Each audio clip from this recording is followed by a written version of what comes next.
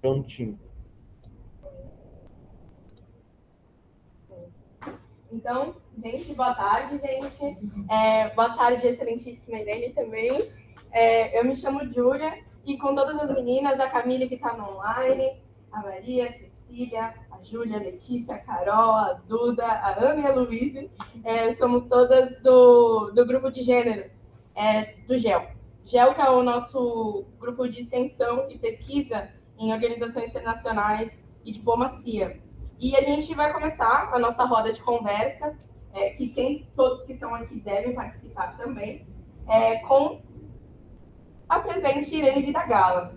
Irene, que é diplomata, subchefe do Escritório de Representação do Itamaraty em São Paulo, foi embaixadora do Brasil em Gana, é especialista nas relações do Brasil com os países do continente africano, se intitula como africanista, né?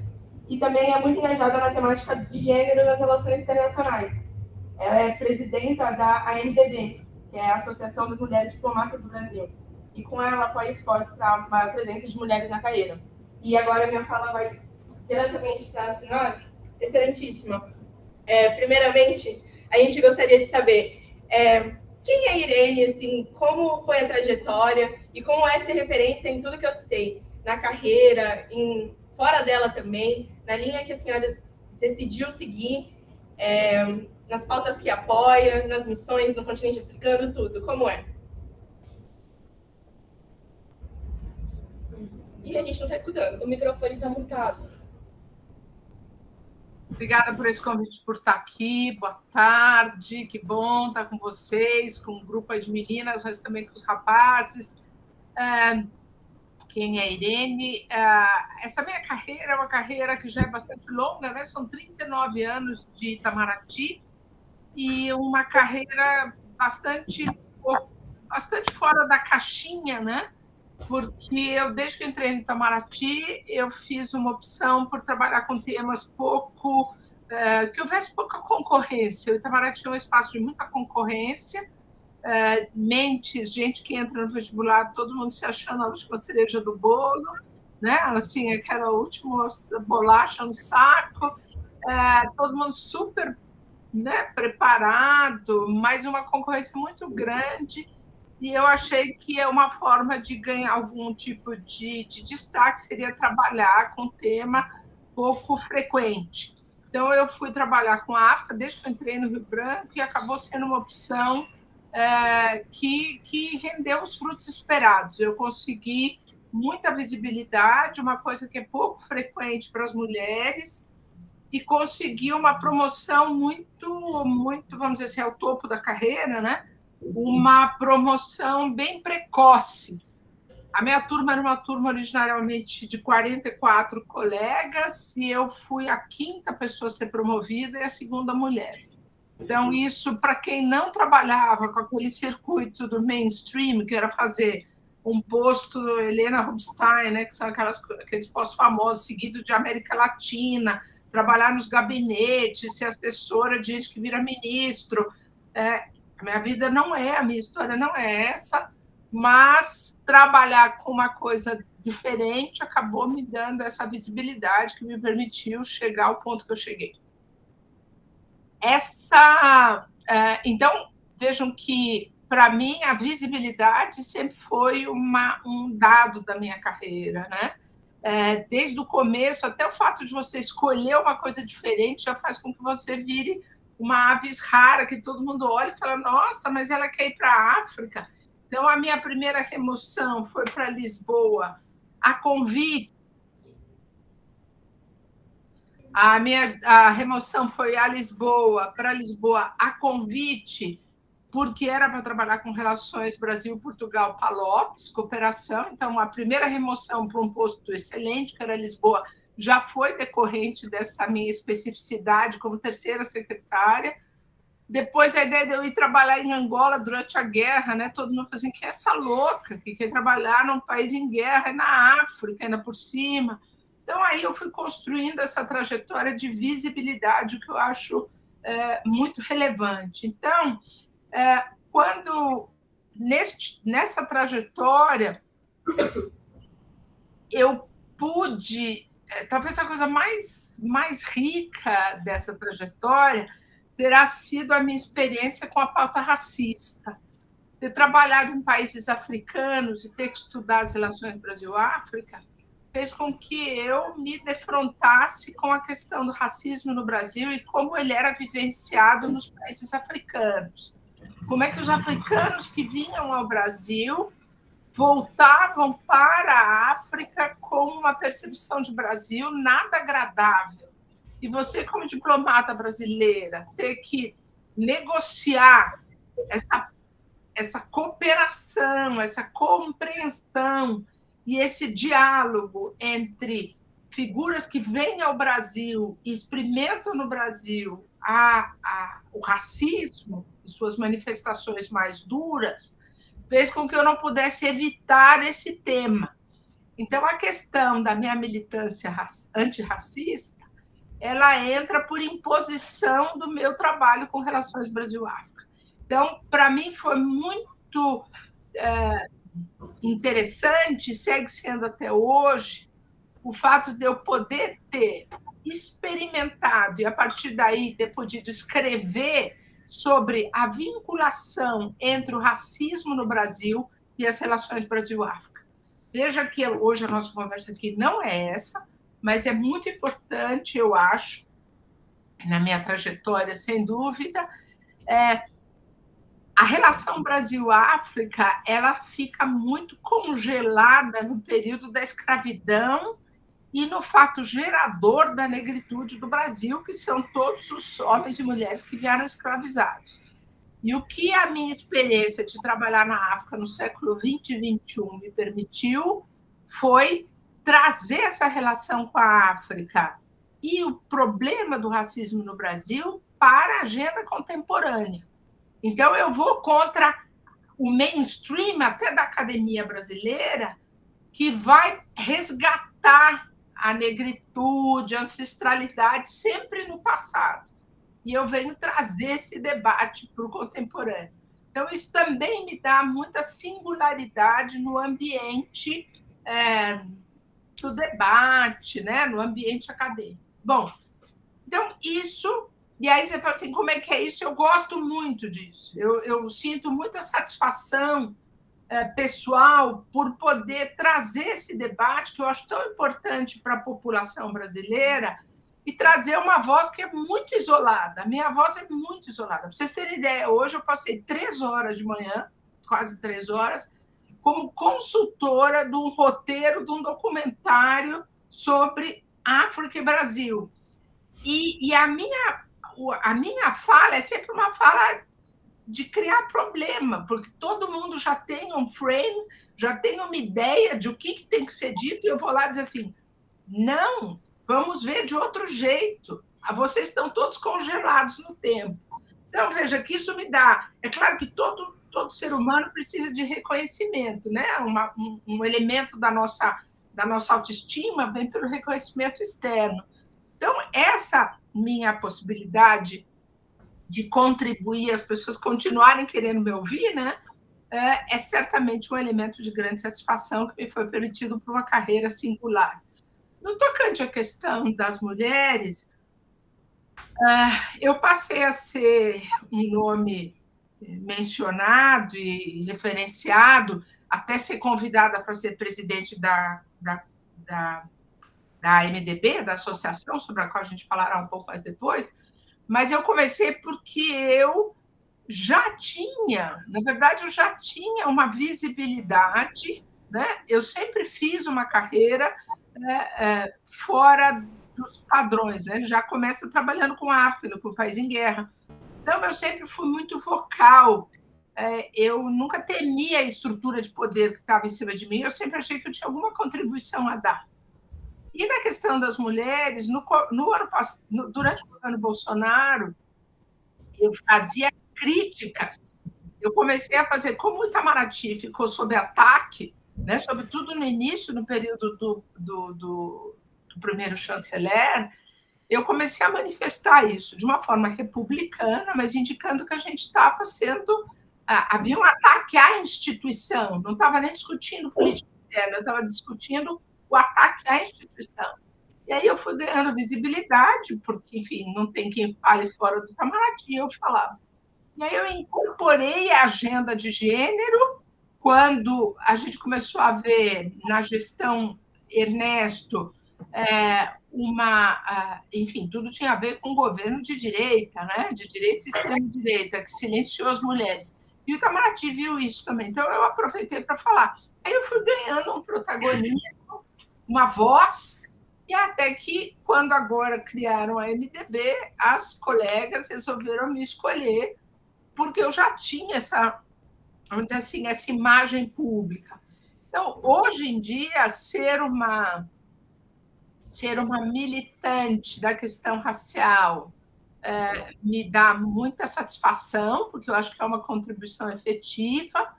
No tocante à questão das mulheres, eu ainda estou construindo esse meu espaço de atuação. É muito mais doloroso, é muito mais sofrido, porque se no caso dos negros eu não estou enfrentando a instituição Itamaraty, no caso das mulheres eu estou enfrentando a instituição Itamaraty. Então, agora, o que antes podia ser um aspecto cooperativo, agora, em função da hierarquia, né, do poder dominante no Itamaraty, hoje virou um espaço de confronto. E o espaço de confronto não é um espaço onde ninguém gosta de estar, né? Eu, especialmente, não gosto de estar num espaço de confronto. Eu preferia estar numa situação de cooperação, de construção de uma pauta para o avanço da presença das mulheres no Itamaraty, no Brasil em geral, mas, enfim, especificamente no caso do Itamaraty. Então, hoje eu me vejo numa situação muito desconfortável, né? Se, por um lado, ter o apoio, o interesse, né? Vamos colocar o interesse de colegas, homens e mulheres como vocês, é enriquecedor, é estimulante. Por outro lado, do ponto de vista pessoal, bastante sofrido e bastante arriscado também. Boa tarde, excelentíssima. Nós gostaríamos primeiro... Pode dispensar o excelentíssima, pode entrar. Tá bom, então. Tá bom. Boa tarde, Irene. Gostaríamos de perguntar, primeiramente, como que é a estrutura dentro do Itamaraty para as mulheres. E também, como a senhora já citou, nós pesquisamos sobre a MDB e nós vimos também dentro do site sobre o teto de vidro que as mulheres enfrentam dentro da carreira diplomática. E também gostaríamos de perguntar quais são as medidas que podem ajudar na superação das barreiras e na inserção da questão de gênero nas relações exteriores. Tá. Olha, eu posso responder para vocês, assim, muito topicamente, mas eu acho que era preciso a gente fazer um pouquinho, elaborar um pouquinho mais, talvez seja menos dinâmico, porque eu teria que falar um pouco mais, mas é porque a gente não pode isolar o debate ou a agenda que a MDB traz de uma agenda muito mais ampla. Então, a MDB e o pleito das mulheres diplomatas, ele se fortalece na medida em que ele quebra essas estruturas que isolam a mulher e o seu espaço de poder. Quando a gente fala de feminismo, né, a gente está falando de romper estruturas de poder, né, de poder masculino e de poder clássico. Então, veja, quanto mais as mulheres diplomatas estiverem encapsuladas dentro de Itamaraty, menos força elas vão ter. Então, a gente precisa necessariamente vincular a nossa luta ao que está indo fora do Itamaraty. Então, o nosso primeiro esforço, que eu acho que está muito perceptível hoje, é quebrar o que a gente fala muito de teto de vidro, né? Mas também existem paredes de vidro. Então, a gente, antes de conseguir quebrar talvez o teto de vidro, que é ascender a posições superiores, a gente tem que quebrar as paredes de vidro. Nós estamos vendo agora, por exemplo, com relação ao teto de vidro, a gente conseguiu uma primeira secretária-geral, a gente consegue a primeira mulher, vocês devem todos estar cientes, né, para ser embaixadora em Washington, Isso seriam aparentes tetos de vidro que foram quebrados, mas são só aparentes. Como eu costumo dizer, ter essas mulheres indicadas é uma vitória. Se elas fossem feministas, era uma festa, né? Porque definitivamente nenhuma delas é feminista. Nenhuma delas usa o seu espaço de poder para puxar a outra para cima. E o que a gente espera das minorias é que elas façam sempre um trabalho de eu subo e eu carrego mais gente junto comigo, né? E o que a gente vê nas nossas lideranças femininas é que elas não têm esse compromisso. Mas tudo bem, é uma vitória. Temos. Na hora que forem feministas, a gente faz uma festa, tá? Bom, então o que eu estava dizendo para vocês? Além desses tetos, desses falsos tetos que foram quebrados, a gente tem que realmente quebrar as paredes. E para quebrar as paredes, a gente tem que ver onde é que a nossa luta se associa, converge com outras lutas. E no caso das mulheres diplomatas, eu acho que a gente tem que olhar muito de perto uma coisa que está acontecendo na própria academia, né? Seja na área de ciências sociais, que é um debate mais antigo sobre o feminismo, mas, sobretudo, na área de RI. Eu não sei quantos de vocês, meninas e meninos aí hoje na aula, são da área de RI. Quantos são? Ou vocês nem têm RI aí? Vocês nem têm RI, né? Eu acho que é todo mundo. Todo mundo é de RI? Ah, tá. Então, na área de RI, há hoje uma linha de pesquisa, né, que é na linha do pós-positivismo, que é o feminismo nas RI. São as mulheres que estão assumindo uma construção teórica em torno das relações internacionais. Para nós, mulheres diplomatas, é essencial a gente aprender com esse campo de pesquisa e ver onde é que a gente pode se juntar a isso. Porque, em última análise, a gente está trabalhando a mesma coisa. Ou a gente tem que verificar a convergência de valores que a gente traz. E eu acho que essa convergência de valores é muito forte. Porque, por exemplo, na área de RI, quando as mulheres questionam toda a formação da teoria de relações internacionais, quanto ela é masculina, né? Quanto ela é eurocêntrica, a gente puxa isso para o nosso debate sobre mulheres na carreira diplomática e a gente vê que faz sentido. A gente não quer, sob nenhuma hipótese, assumir um discurso feminista que não seja um feminismo atualizado pela essência do nosso país. Então, vejam, hoje existe no ambiente internacional existe uma política externa feminista. Essa política externa feminista ela está sendo construída essencialmente por países brancos e que fazem parte da estrutura dominante do sistema internacional. Então, nós, mulheres diplomatas brasileiras, podemos correr o risco de mimetizar a lógica das colegas suecas, canadenses, enfim. Só que a gente tem que tomar um cuidado, porque a nossa realidade não é essa. Então, a nos aproximar está mais o pensamento do feminismo na área de relações internacionais que vincula os países do sul global. Queria ler aqui para vocês uma coisa que eu estou montando ainda uma palestra para falar da MDB nesse contexto. Então, eu tenho algumas notas, mas eu vou ler aqui uma coisa que para mim é muito importante, né?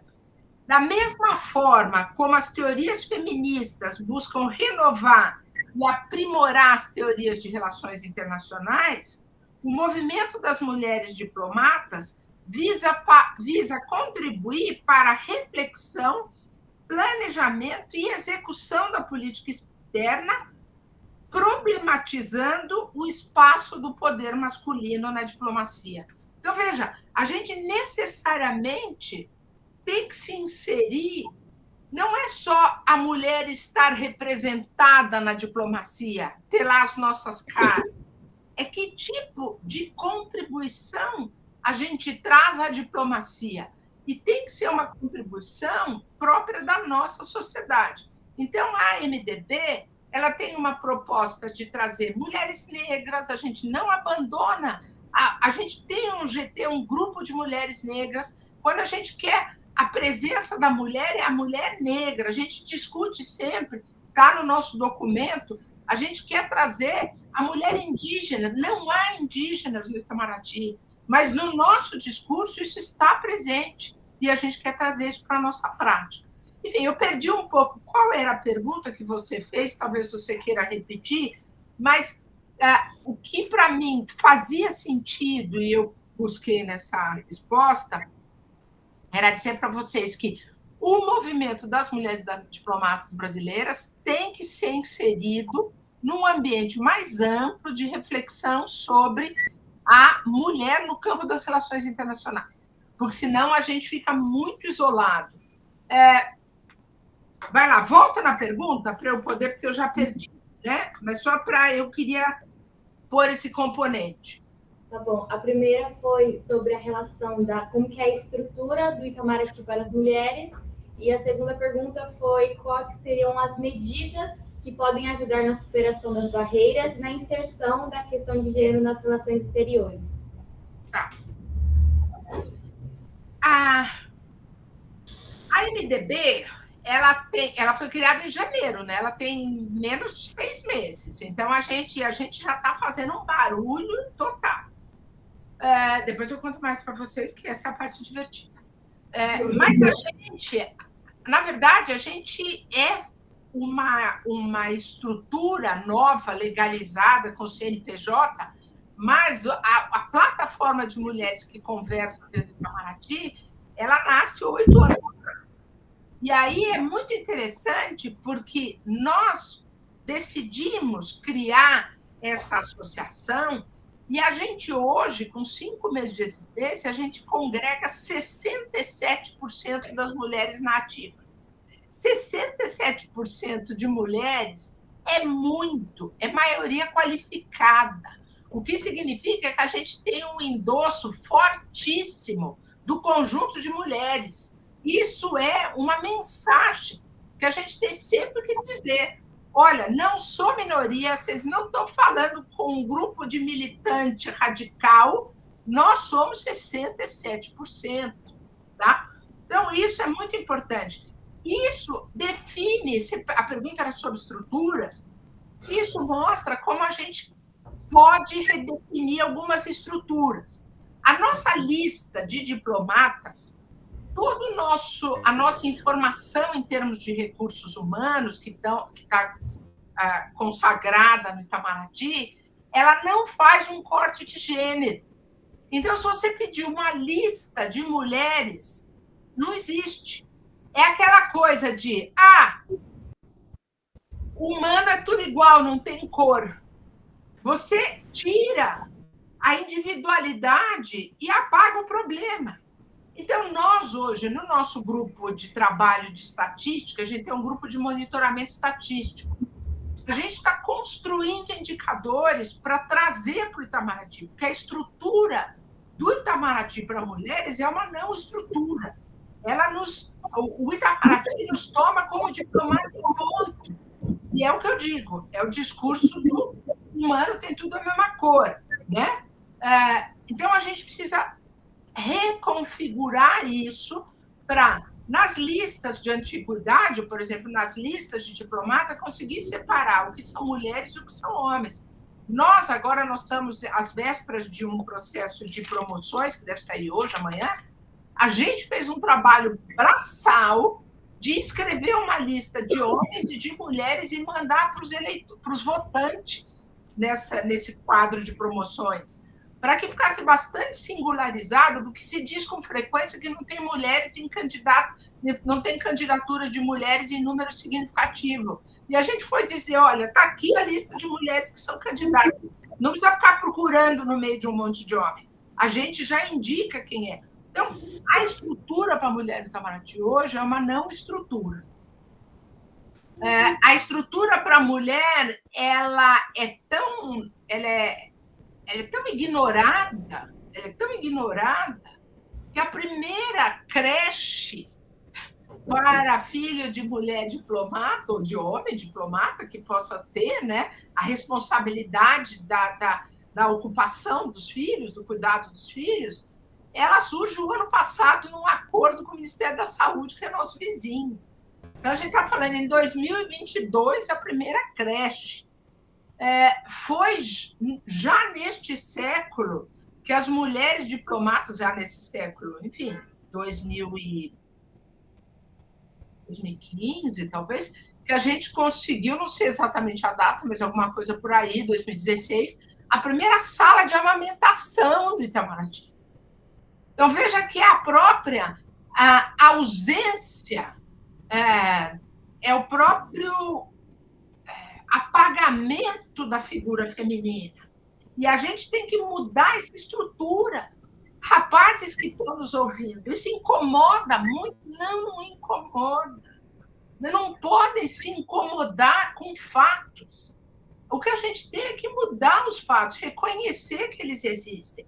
E eu acredito, e aí eu dou o benefício da dúvida, olha como eu sou boazinha, dizendo que as pessoas talvez no passado não tinham se dado conta de que era preciso haver uma sala de amamentação, de que era preciso ter uma creche, né? Hoje, também falo para os jovens homens que estão aí na audiência, hoje nós temos muito apoio, sentimos muita sororidade, né? Ou empatia, talvez a palavra, né? Dos colegas homens, que também vivenciam uma experiência nas suas realidades, seja uma paternidade que ele quer assumir, e que ele quer assumir aquilo de uma forma mais intensa e ter que pegar seu filho na escola, levar seu filho, cuidar do filho, né? Então, há hoje demandas que são das mulheres que se equalizam, que se aproximam das demandas de muitos homens. Então, e para além disso, homens que conseguem ver com que o poder não pode ser exclusivamente masculino, porque o poder masculino ele tem que ser problematizado até nos resultados que ele vem oferecendo. Se você questiona resultados da nossa sociedade, é impossível não desassociar isso de um poder masculino. Bom, enfim, isso no tocante à estrutura. A gente está, como Associação de Mulheres, Movimento de Mulheres Diplomatas, a gente está tentando refazer estruturas, que são estruturas que nos identificam como humanidades, como seres que convivem num espaço que tem que ser feminino e masculino. Quais são as medidas, né, para superar isso, para superar... É muito difícil a gente pensar hoje em medidas, porque, em primeiro lugar, a gente precisa encontrar um espaço de negociação. Hoje, eu acabei de receber agora, hoje pela manhã, o ministro das Relações Exteriores, o embaixador Mauro Vieira, foi à Comissão de Relações Exteriores da Câmara. Há uma semana atrás, ele tinha ido à Comissão de Relações Exteriores do Senado. Nessa presença hoje no Senado, bom, o que acontece? A gente rompe estruturas, né, as paredes. As mulheres, a gente vê isso na história toda do feminismo, mas, enfim, na nossa área, o feminismo ele é disruptivo, ele quer romper padrões que são naturalizados. E um dos padrões naturalizados da estrutura do Itamaraty é a sua insularidade. Ninguém sabe o que acontece dentro do Itamaraty. O Itamaraty está lá fechado, os órgãos da administração pública não sabem o que acontece no Itamaraty. O Itamaraty é que nem umas forças armadas, só que as forças armadas são milhares de brasileiros. O Itamaraty é um pinguinho de gente que construiu uma história de alguma pompa e circunstância e na qual ninguém entra. Está lá, né? Isolado. As mulheres não podem, quando eu disse que a gente tem que romper as paredes, a gente resolveu romper essa parede da insularidade. E pela primeira vez na história do Itamaraty, que tem 200 anos, houve uma manifestação de gente de dentro do Itamaraty para fora do Itamaraty questionando a instituição. Então, o que a gente fez? A gente escreveu, a Associação das Mulheres escreveu para os senadores da Comissão de Relações Exteriores do Senado para dizer que tinha havido um movimento de designação de novos embaixadores, que era uma vergonha. Nós dissemos isso, é um escândalo. De 23 nomes, 22 eram homens e uma era uma mulher. Saí com isso, e aí a gente escreveu essa carta e a gente foi a campo fazer um lobby, jogo de corpo para os senadores e senadoras. Por quê? Quando um senador, quando uma pessoa no Senado, no Legislativo ou no público em geral, vê uma lista dessa, qual é a primeira reflexão que eles fazem? Que vocês fariam? Não tem mulher no Itamaraty. Por quê? Porque a gente é invisibilizada, porque a gente está escondida. Então, se naturalizaria essa lista como um fenômeno de não tem mulher, elas não aparecem na lista. E a gente vai lá dizer, olha, isso é um escândalo, porque tem mulheres, nós somos preteridas e nós estamos sendo objeto de um assédio moral, porque nós estamos sendo assediadas na medida em que a gente não pode fazer o nosso trabalho para o qual a gente se preparou e para o qual estamos totalmente capacitadas. A gente vira chacota dos nossos colegas, tá? E a gente fica doente, porque nós estamos sendo preteridas de uma forma vergonhosa. Então, veja, fazer esse diálogo com o Senado é absolutamente novidadeiro. E foi absolutamente extraordinário, porque o ministro foi lá semana passada, e 7 senadores, 7 o questionaram sobre isso. 7 o colocaram na parede com palavras mais ou menos doces, mais ou menos, enfim, objetivas, mas o ministro, lendo o recado claramente, evidentemente, ficou dito para ele que a Comissão de Relações Exteriores do Senado não ia passar por cima do assunto. Hoje, ele vai e ele negou o problema. Foi muito interessante, porque nas falas dele, ele disse que não, que já havia avanços, que tinha 30% de mulheres como secretárias, que isso já era um super avanço, tinha secretária-geral, ok. Aí, hoje ele vai à Comissão de Relações Exteriores da Câmara, onde nós não fizemos lobby. E nós não fizemos lobby porque a gente também tem que modular a pressão. E a Câmara não tem uma fala tão importante. Então, a gente deu um sossego. Mas no discurso do ministro, ele falou o seguinte, eu vou ler para vocês. Ele próprio pôs no discurso, ou seja, ele próprio já pautou a questão das mulheres, o que é absolutamente, para nós, isso já é um avanço em termos de que medidas, né? Ele diz, sobre as questões relativas à diversidade e à igualdade de gênero, que tem sido objeto de crescente atenção no parlamento, gostaria de deixar meu registro de que medidas para promover uma representação adequada, em especial nas classes superiores da carreira de diplomata e chefias do exterior, já está em andamento. E nós vamos aí, ele diz, e ele chega e fala assim, o diálogo permanente com a Associação das Mulheres Diplomatas Brasileiras. Ou seja, nós entramos no discurso do ministro. Então, vejam, quando a gente fala que medidas adotar, a nossa primeira medida é ser reconhecida. A nossa primeira medida, por exemplo, foram criados comitês para uma comissão de diversidade no Itamaraty. 4 comitês. Um de negros, outro de PCD, outro de LGBTQIA+, e outro de mulheres. Nós somos a única associação organizada. Nós pedimos que nós tivéssemos assento no comitê de gênero como associação, e não como pessoa física. E não concederam. A gente foi colocada lá, a nossa vice-presidente está, mas em nome pessoal, e não, ou seja, ele no discurso no Senado, hoje na Câmara, ele fala uma coisa que no documento que ele assinou uma semana atrás não está. Então, as medidas são medidas de, em primeiro lugar, a gente precisa ser reconhecida como interlocutora, válida e legitimada. Por isso, vejo quando eu disse que nós somos 67% e a gente não está sentada na comissão, na qualidade de associação, é um descaso com a nossa existência, né? Então, do ponto de vista mais objetivo, né, o que a gente quer? A gente quer a paridade. A gente quer a paridade de mulheres no Itamaraty. Isso significa o quê? Uma composição de 50% de diplomatas homens e 50% de diplomatas mulheres. Isso necessariamente implica uma entrada de mulheres em maior número. E essa entrada passa por um concurso público. O concurso público, ele tem que...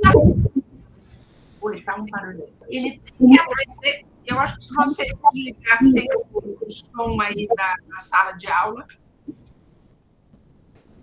Tá? Se não der, tudo bem. Melhorou. Então, eu dizia, conseguir uma mudança no concurso público é bastante mais difícil, mas é uma coisa que a gente tem que fazer. Então, a gente precisa discutir as condições para ingresso de mais mulheres. Isso pode implicar ações afirmativas. Como nós temos cotas para negros, para ingresso de negros no Itamaraty, a gente pode negociar, mas isso vai necessariamente implicar uma legislação, não é nível paralegal ou infralegal, é legal. A gente pode colocar cotas na entrada no Itamaraty. Tá? A gente já conseguiu que este ano, na próxima prova do CACD, a diretora do Rio Branco é uma mulher, e ela, de todas que está lá, enfim, que está com um espaço de gestão importante, ela tem assumido a causa feminista. E a gente costuma dizer que, embora não haja estudo efetivo sobre o tema, nós temos indícios de que a primeira parte do concurso, e eu acho que vários de vocês conhecem o concurso, né, porque talvez estejam pensando em fazer Itamaraty e tal, aquela parte de múltipla escolha, ela penaliza as mulheres. A gente tem indícios de que penaliza as mulheres porque as mulheres arriscam menos o duas erradas levam uma certa. As mulheres não arriscam. Então, essa é uma indicação. Então, o que a gente vai fazer esta vez?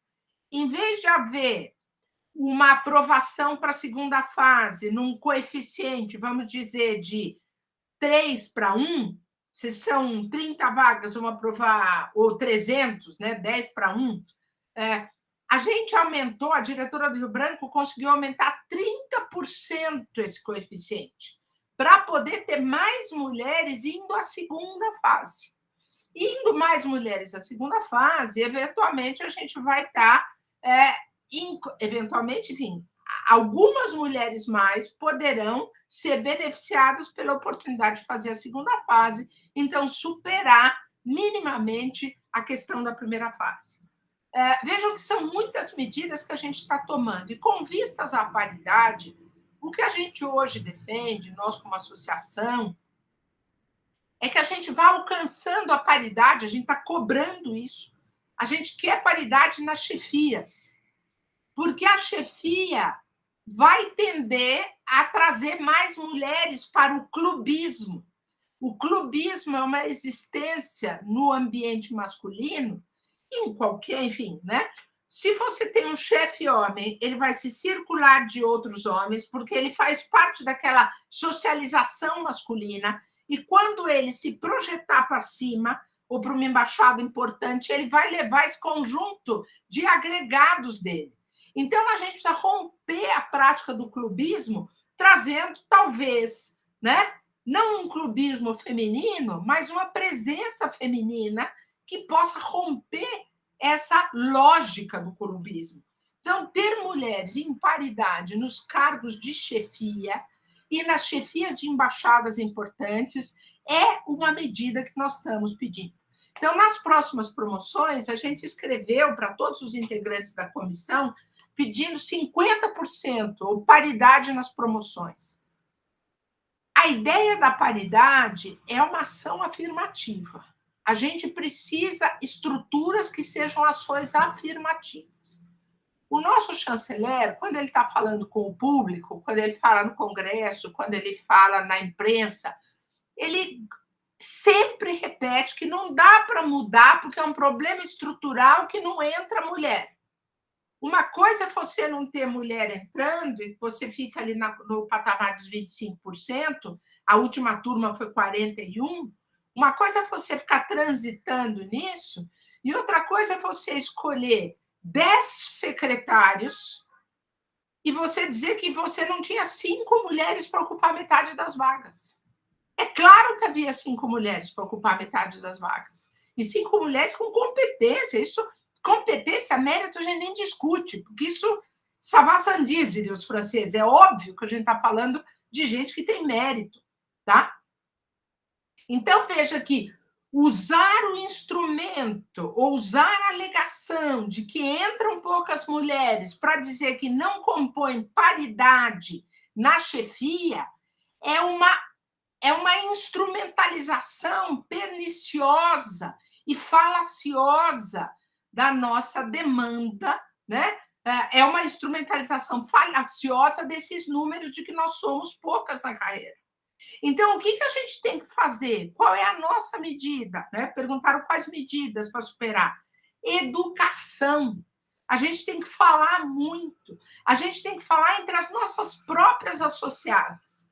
Porque as próprias mulheres diplomatas não dominam esse discurso do que é ação afirmativa. Então, quando eu falei para vocês que a gente tem um grupo de monitoramento de estatística, é porque a gente precisa ficar mostrando essas estatísticas para as próprias colegas. E aí mostrar para os homens também. Então, vocês vejam, eu dou aqui um exemplo. Hoje, nós somos, como ministra de primeira classe, que somos embaixadoras, né? Nós somos, deixa eu ver aqui o número. Enfim, eu posso depois mandar, não vou parar aqui, eu teria que abrir aqui um arquivinho para olhar. Hoje, como ministra de primeira classe, nós somos 17 pontos não sei quanto por cento. O número pode estar um pingo errado, mas é aí. Se a promoção for de 50% de vagas para mulheres de primeira classe, são 7 vagas a ministra de primeira classe. A gente quer que sejam 4 mulheres. Olha só, eles todos se arrancam o cabelo, porque eles têm um monte de homem para promover. E a gente vai lá e diz assim, não, a gente quer 4 mulheres, que eles não vão dar, a gente já sabe, mas a gente pede. Se houvesse essa promoção de 50%, a gente saía de 17 ponto alguma coisa para 19 ponto alguma coisa. Ou seja, a gente ainda estava abaixo dos 23% que nós somos. Agora, como eles não vão... Eles, eu digo, porque é o poder masculino. Como não vão promover 50%, vão promover talvez os famosos 30%, porque, afinal de contas, nós somos 23%, então 30% está bom para a gente gente vai sair de 17 para 18. Ou seja, a gente precisa de quantos anos para chegar a alguma coisa relevante? Então, a gente usa indicadores e a gente usa argumento. Então, que medidas? A gente quer paridade, mas a gente já propôs que a gente sentasse para construir um calendário de incorporação de números. Mas a chefia, a administração, se recusa a sentar com a gente para conversar sobre isso. Gente, falar de gênero é falar de poder. É isso. Vocês já cansaram de me ouvir, né? Vamos trocar de assunto? Vocês não querem falar de o quê? Vamos falar de cor de esmalte. Fala dessas coisas, né? A mulher fala dessas coisas, mas de vez em quando a gente tem que falar de hard politics. E a hard politics é o espaço, porque como, né, eu mencionei para vocês, há um fetiche masculino na discussão sobre o que é o poder e como se constroem as relações internacionais. Eu estou convencida de que mais mulheres na política permitiriam uma revisão disso. A gente tem que, pelo menos, olhar com a possibilidade de vislumbrar um ambiente internacional que a gente rompa esses paradigmas de poder masculinos.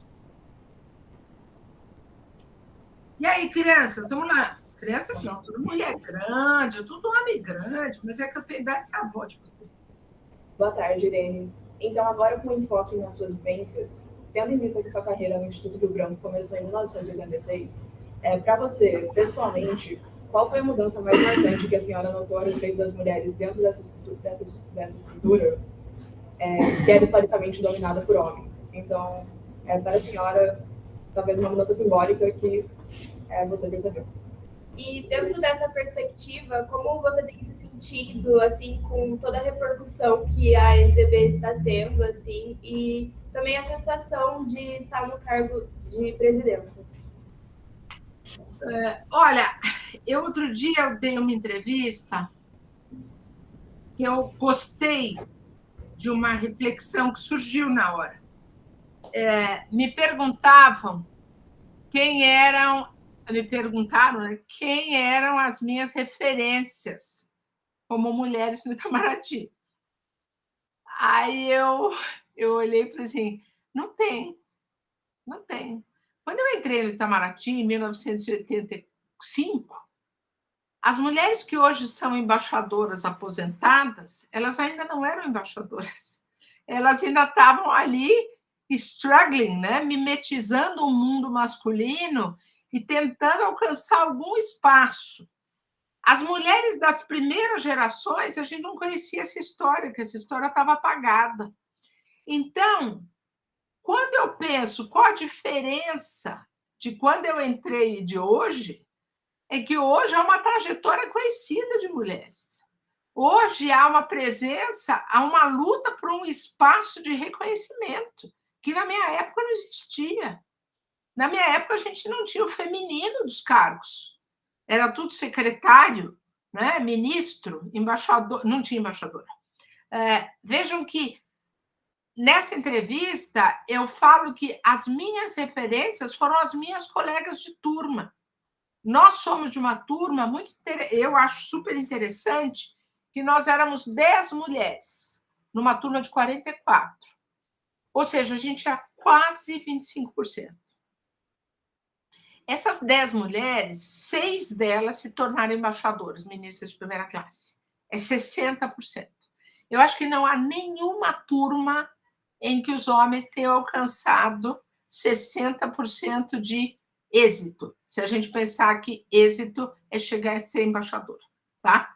E vejo que, infelizmente, uma das nossas colegas faleceu, que ela teria perfeitamente chance em condições normais, mas, enfim, acontece, né? Então, nós somos 60% de mulheres. Se 6 mulheres em 10 que conseguiram chegar a embaixadora, é porque, de uma forma ou outra, cada uma tinha alguma coisa a agregar nessa luta. Cada uma trouxe algum componente de força.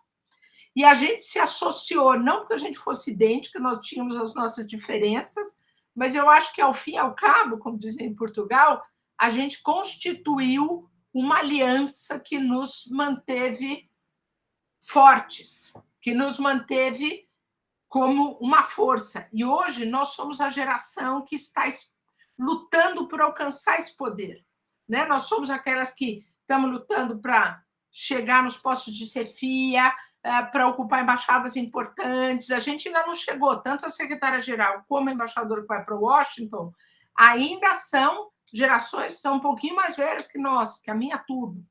A minha turma conseguiu ter uma colega agora no nível de secretária, e várias de nós preteridas para outras posições. Então, veja que a mudança é porque naquela época eu entrei, ser mulher não era assunto. E hoje, eu acho que as mulheres que entram, elas têm uma referência muito forte na nossa luta, tá? A outra pergunta era que você falou, que foi o adendo feito. Eu não tomo nota das perguntas e fazem duas, eu esqueço uma. Velhice é assim. Dentro dessa perspectiva, qual foi a sensação que a senhora teve com toda essa repercussão que a LDB vem tendo e também a sensação de estar no cargo de presidenta? Tá. Olha, a repercussão é absolutamente extraordinária, né? A gente tá que nem pinto no lixo, né? A gente está levando lama na cara, mas a gente está feliz, porque hoje a gente pauta. Outro dia eu tive outro dia eu tive uma conversa com a secretária-geral do Itamaraty, enfim, uma conversa que era para tratar da minha vida funcional, eu queria pedir posto. E foi uma conversa que virou uma DR de 1h10. Eu entrei, pedi posto e saí, não. 5 minutos de conversa, não. Tipo, eu quero posto, não tem posto. Tá bom, a gente registra, quando tiver te aviso. Virou 1h10 de conversa, DR. E uma das coisas divertidas dessa conversa foi descobrir que a área de imprensa do Itamaraty segue os meus tweets absolutamente de forma ali, sob pressão. Tudo que eu escrevo vai parar na mão do gabinete, do ministro, da secretária-geral. Então, estou poderosa na foto, né? É claro que não sou eu. Aí você pergunta, eu estar no cargo, né? Na verdade, eu sou instrumento de uma causa justa. Se eu estivesse falando sem ter o apoio de 67% das minhas colegas, se eu estivesse falando de uma causa que não tem um imenso apoio de grande parte da imprensa, está sendo muito legal ver a quantidade de jornalistas mulheres e até jornalistas homens que vão lá e dão espaço para o nosso assunto. Imagine, não sou eu, é a nossa história. Eu, recentemente, eu tive uma entrevista longuíssima semana passada na BBC. Há uns 2 meses atrás, eu fui página do El País da Espanha, de Madrid. 2 textos. É claro que não sou eu, entendeu? Então, você pergunta qual é a minha experiência no cargo. Primeira coisa é que você tem que entender, ou eu tenho que entender, todo dia falar assim, não é você, não são seus olhos verdes. É porque você tem uma causa. E a causa é muito boa, né? A causa nos põe nessa posição. Então, qual é a repercussão? A repercussão é muito grande.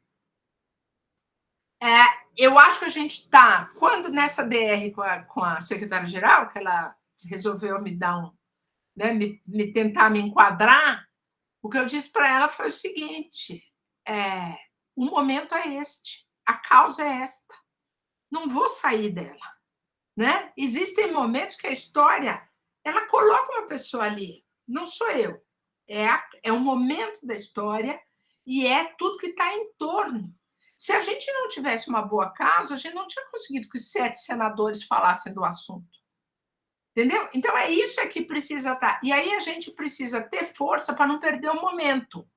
Porque se a gente adotar uma postura de medo, que é uma coisa muito que é utilizada, né? A ameaça é velada, mas ela está presente, e se a gente se amedrontar, ela vem em dobro. Então, a gente não pode... Né? E aí é como eu me sinto mais pelo medo, que eu todo dia tenho que negociar e dizer assim, eu não vou sucumbir ao medo, eu não vou sucumbir à ameaça. Então, e não sou só eu, sou eu e as minhas colegas, porque né? Eu, no final das contas, embaixadora eu já sou, mas na nossa diretoria, nós agora vamos ter promoções e temos várias colegas da diretoria que seriam candidatas à promoção. Está todo mundo esperando se elas vão pagar o preço de ser membros da diretoria, se vão ser preteridas ou não. Então, veja, é muito mais, a repercussão é muito grande, a gente está muito feliz, a gente está fazendo muito barulho, mas a gente, sobretudo, está agindo sem medo. A gente está indo para cima, né? A gente tem um monte de cachorro bravo, com o dente arreganhado para cima da gente, mas a gente vai bancar, né? A gente vai bancar porque a gente acha que a gente tem gente do nosso lado nos apoiando. A gente confia nisso. Então, é esse embate entre o medo e a coragem, né? Entre o medo, porque, afinal de contas, a gente está lutando, isso não pode, isso está todo dia na nossa cabeça. Até para assumir as derrotas. Porque as derrotas vêm, né? Agora vai ser a promoção, um monte de promoção abaixo do que a gente espera, é uma derrota. Mas a gente não pode se deixar abater, porque a gente está lutando como uma instituição, a gente está lutando contra, né, os paradigmas de uma instituição que tem 200 anos. Não é fácil. Mas a gente tem que olhar o que a gente já conseguiu e a gente vai em frente, né? E aí, quando eu olho para... Né, eu adoro a ideia de falar com vocês, agradeço mais uma vez. Vocês não entendem o quanto é agradecer de verdade. Não é agradecer faz de conta. Até me emociona isso, né? A gente faz isso, e eu e as minhas colegas mais velhas que estamos nessa luta, né? Mas para mim é muito legal ver que vocês estão assumindo a causa. Vocês e os rapazes também, vocês entram nessa luta, vocês cerram fileiras com a gente, né? Vocês têm que estar atentas para sinalizar. A gente vai lá e solta alguma coisa. Vocês têm que ir atrás e bater. Vocês têm que fazer, sabe? Cada um tem um espaço de executar a sua relevância. As mulheres, os meninos, as mulheres, os homens da carreira de RI são, sem dúvida, os que estão mais perto desse nosso debate. Então, vocês têm um papel. A gente espera. Eu agradeço muito estar aqui e vou ficar muito feliz quando souber que vocês estão realmente refletindo essa nossa conversa. E eu tenho certeza que vão refletir.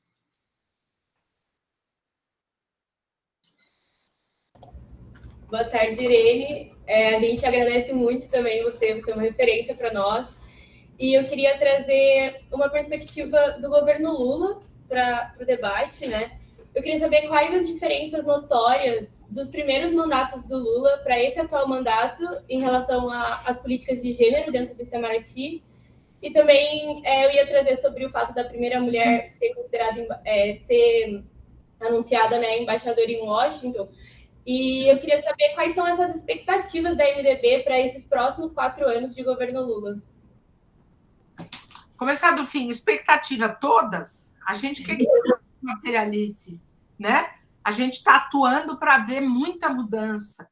A gente conseguiu chegar na Janja, quando saiu aquela lista horrorosa. Todo mundo falava, né? Irene, né? Muito até dentro da minha diretoria, da nossa diretoria, fala com a Janja, gente, vamos guardar a Janja, até porque a Janja é uma figura desconhecida, né? É um ponto de interrogação. Você não sabe como, né? Não sabe quais são as forças que estão do lado dela. Quando saiu essa lista de 23, 22 homens e uma mulher, a gente chegou na Janja. Eu fui vencida, falei, não, é hora da gente chegar. Mas um pouco cumprindo o que eu imaginava, foi frustrante a reação. Ela ligou para a secretária, ela pediu dados, mas se interessou, pediu mais informações, a gente mandou, e ela ligou para a secretária-geral para falar. Só que aí ela falou. Hoje a secretária-geral e o ministro sabem que a gente chegou na Janja, mas eventualmente eles falaram uma conversa e a Janja comprou. A gente não teve nenhuma reação de qualquer mudança em função disso. Então, veja que até encontrar aliados é delicado. Então, é bom a gente contar com a gente mesmo, né? E a gente vai testando águas. Então, a gente sabe que a Janja está lá. Qual a grande diferença? Eu não estou desqualificando a parceria com a Janja.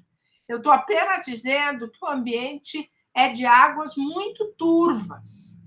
E a gente não sabe o que... Por exemplo, nesses 7 senadores que falaram a nosso favor, no caso lá do Senado, nenhum senador do PT. Isso é muito complicado. Ou seja, a gente corre o risco de, ao fazer algum tipo de pressão, que é o que eu já ouvi, ao estarmos fazendo uma pressão contra um chanceler, contra uma chefia de ministério que é da cota do PT, a gente está atacando o governo. E isso é muito delicado, porque a gente não está atacando o governo, né? A gente tem uma postura que é tentar... Quando eu fui falar com os senadores, eu fui dizer, não tomem isso como uma questão político-partidária, isso é uma questão institucional. Então, vejam, era muito... É muito difícil a gente ver que a gente não conta com a solidariedade do partido do presidente. Como é que a gente vai querer que a Janja ou o próprio presidente compre a nossa causa? É porque tem muita coisa embaixo desse cobertor aí que a gente não sabe muito bem qual é. Então, a gente tem que se mexer nesse espaço muito escuro, muito, né? E aí, qual a diferença entre Lula 1 e 2 e Lula 3? No Lula 1 e 2, o ministro Celso Amorim lançou a pauta feminista, e foi um avanço, né? Então, ao ser um avanço, foi festejada. Agora, o que nós vemos é uma reação a esse avanço. Veja, a toda ação corresponde uma reação. Então, o que foi a ação de Lula 1 e 2 está correspondendo a uma ação, uma reação agora de Lula 3, que é de conter esse fluxo que seria natural. O que seria natural? Seria, a partir de agora, ter um avanço. Então, aquilo que o Celso Amorim não conseguiu institucionalizar, porque ainda era muito novo, era que agora fosse institucionalizado, é que agora fosse expandido, alargado, porque, afinal, o momento é outro, e, afinal, a gente corre o risco de um rebound, né? De uma volta da direita, da extrema-direita, e aí a gente precisa estar mais fincado com bases sólidas. Mas não é isso que a gente vê, ao contrário. Então, veja que a diferença entre o Lula 1 e 2 é que tudo era festa, tudo era avanço. Agora, o que a gente vê em Lula 3 é uma reação. O que se dá no limite, contado e dito. Sabe aquela coisa que dão e falam assim, tá vendo que eu estou te dando isso? Não pede mais. Estou te dando 3 mulheres em secretárias e nas secretarias. Não pede mais. Estou te dando uma embaixada importante. Não pede mais. Então, é cômico, né? É cômico. Então, a diferença é que agora a luta é muito mais difícil, porque a gente conseguiu se organizar. Lula 1 e 2, o movimento não era organizado, e agora a reação é correspondente à nossa ação. A nossa ação é mais vigorosa, é mais consciente, é com mais alianças, é mais inserida num sistema que todo o governo faz uma pauta de gênero, e o presidente Lula diz isso e requer isso. No dia 8 de março ficou muito evidente essa postura do presidente. Ele falava, mulheres peçam mais, eu quero ser mais cobrado. Só que dentro da estrutura do Itamaraty não querem cobrança nenhuma, né? E a gente tem que... Então, eu volto e meio digo, o presidente Lula que manda a gente cobrar mais. Mas é claro que dentro do Itamaraty ninguém quer saber disso, quando eu falo da chefia, né? Então, a diferença é essencialmente essa, né? Faltou uma parte da pergunta que eu não respondi, o que é natural. Qual era a segunda parte? Não, acho que respondeu tudo, sim, certinho. Você falou da mulher, a primeira mulher, né? Sim. A primeira mulher é isso, né? A gente tem nos movimentos de minorias, existe um conceito que é o conceito do tokenismo, né? Token é aquele que você põe lá para calar a boca de todo mundo. É aquela figura que entra e você fala assim, agora não enche o saco, porque já está uma ali. Então, nós estamos, a secretária-geral e a embaixadora em Washington, são bem esses tokenzinhos do poder masculino, né? E então a gente não pode se... É muito bom ter mulheres lá, porque, para quem não entende, está vendo mulher já é um avanço, né? Mas a gente precisa problematizar esses avanços e a gente quer ir mais para frente. É isso que irrita. É porque a gente quer ir mais para frente. Gente, eu adoraria saber dos rapazes lá de trás o que eles estão achando de tudo isso. Olha, eles levantaram toda essa cabecinha lá. Esse ambiente, uma perguntinha de vocês, um comentário de vocês, que vocês vão ser os Mauro Vieira de amanhã. Eu preciso saber como é que... Ou de depois de amanhã. Nós não vamos ser nada, mas vocês são os Mauro Vieira. Contem lá qual é a perspectiva de vocês nesse cenário. Não é verdade, meninas? O silêncio é constrangedor. O silêncio é constrangedor. Irene, é que depois a gente vai abrir a pergunta para o pessoal, que a gente fez aqui especialmente para você a mesa. É? Não vai perturbar, meu caro. Nada que é poder.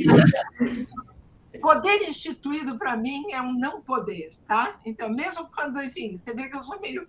Eu causo demais. Então, vamos lá. Seguindo. Já tiver, já falei tanto.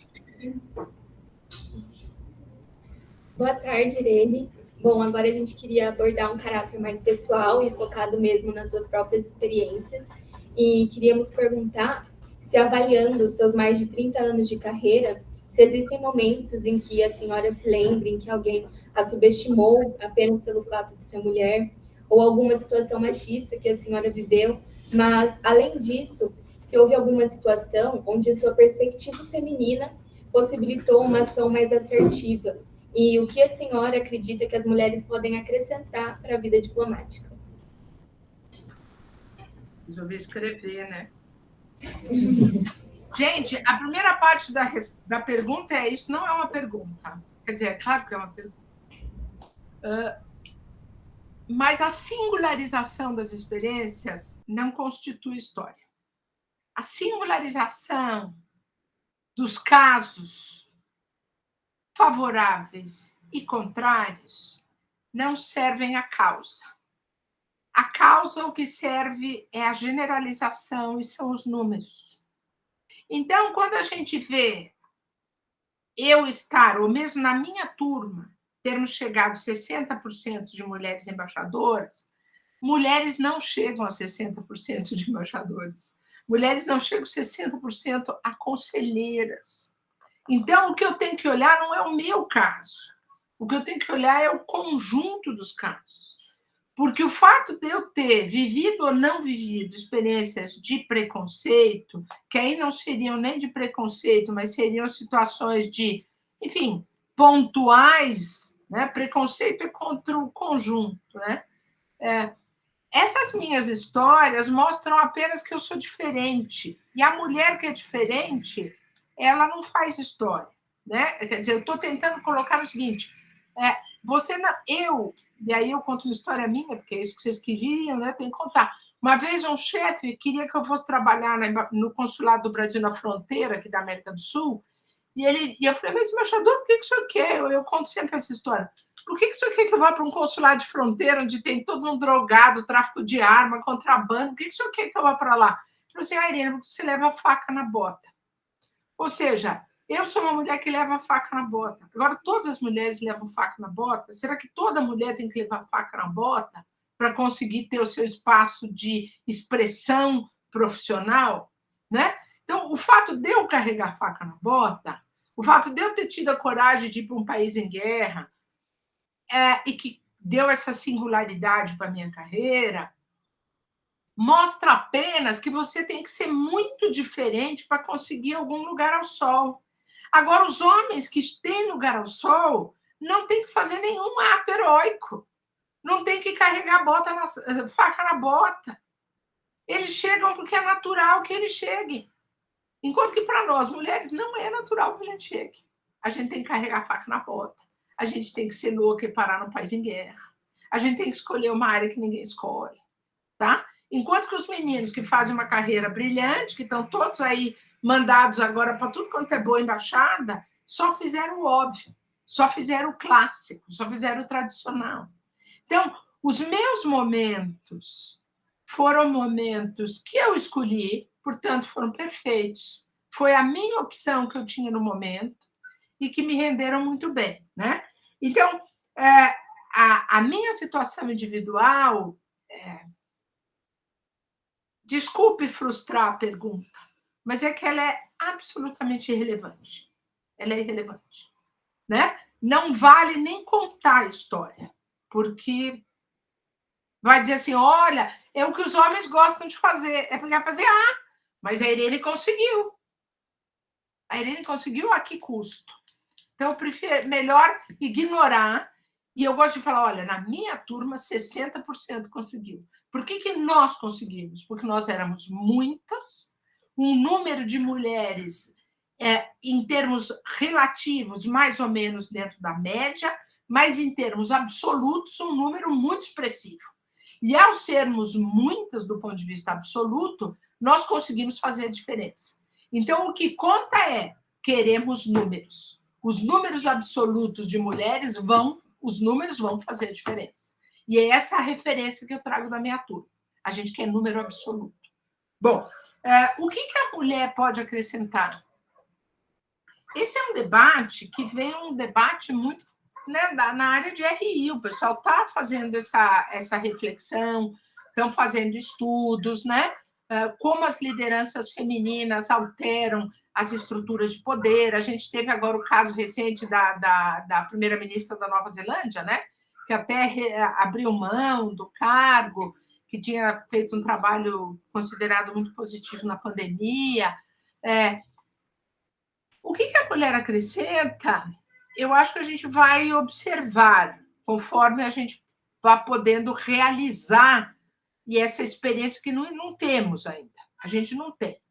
A academia vem trabalhando muito um contexto de Women, Peace and Security, Mulher, Paz e Segurança, que surge dentro das Nações Unidas, com o debate todo em torno da resolução que cria o conceito, né, de Mulher, Paz e Segurança. Enfim, quando eu estive em Angola, eu ouvi uma frase muito marcante durante a guerra, que mulheres não levam seus filhos e seus maridos para a guerra. Então, que as mulheres têm uma orientação natural para a construção de um espaço de cooperação. Eu acho que o princípio é esse. Mas a gente ainda não foi capaz de experimentar isso. E nós termos mulheres em estruturas masculinas, nós vamos apenas repetir essas estruturas. Então, a gente precisa ver como é que o mundo vai evoluir num sentido de mais poder feminino em todos os segmentos, que aí será no setor de empresarial, no setor de ciência e tecnologia, no setor de política, para ver como é que as mulheres podem, de fato, fazer alguma diferença. Eu acho que a tendência será, e é essa a expectativa, que a gente consiga encontrar um espaço de mais cooperação. A gente que vai dizer assim, você está explorando um elemento biológico, que é um elemento que fala da mulher ser menos, até hormonal, né? O homem tem mais um sentido hormonal guerreiro e a mulher tem menos. Enfim, é um fato, esse é um tema em debate, eu não tenho como resolver isso. Não consigo, não tenho conhecimento nem para aprofundar o debate sobre isso. Mas, na minha experiência, o que eu entendo é que, na área diplomática, as mulheres têm, sim, uma natural de novo aí, né? Hormonal, quase biológico, tem uma propensão para um espaço de diálogo e não para o confronto. E eu acho que, do ponto de vista do sistema internacional, de diplomacia, faz todo sentido a gente explorar mais a cooperação e menos o confronto. É quase como a gente tivesse assim, que tal a gente tentar fazer um mundo de poder só feminino? Né? Eu gosto de pensar agora no caso da Ucrânia, é claro que é pura experimentação, experimentação não é a palavra, é pura especulação, mas alguém um dia ainda vai fazer esse estudo e dizer por que será que, enquanto a Angela Merkel era a líder da Alemanha, o conflito Rússia e OTAN foi sendo postergado. Então, logo ela saia, entra um alemão, um homem, né, para liderar a Alemanha, que é o país mais poderoso nesse diálogo com os Estados Unidos e na União Europeia, entra um homem que altera completamente o sentido, a Alemanha começa a se rearmar, aceita essa agenda imposta pelos Estados Unidos. É uma especulação, mas eu acho que a realidade, até prova em contrário, dá para se dizer que, enquanto uma mulher liderou a segunda maior estrutura de poder ocidental, a gente estava com um mundo sem guerra na Europa.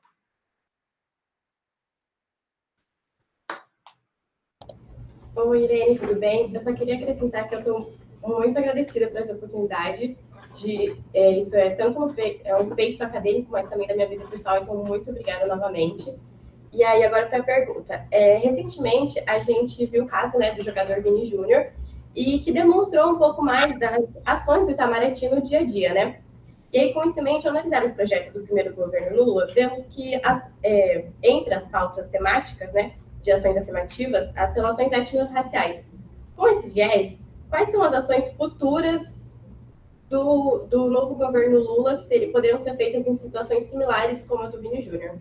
E ainda nesse tópico, como o Brasil pode contribuir nas relações Brasil-África, adotando o que a senhora nomeia como olhar atento e evitando afropessimismo? Olha, essa novidade da agenda do Vini Júnior e como é que o Itamaraty reagiu, o governo brasileiro, eu acho que a gente ainda vai ter que refletir um pouco e vai ver como é que isso vai sedimentar. Eu pessoalmente, vejo isso como muita festa e tenho as minhas dúvidas. Porque eu acho que a gente está um santinho do pau oco, tá? Porque na primeira situação de racismo no futebol dentro de um estado brasileiro, o nosso discurso vai por água abaixo. E todo mundo vai pegar esse discurso.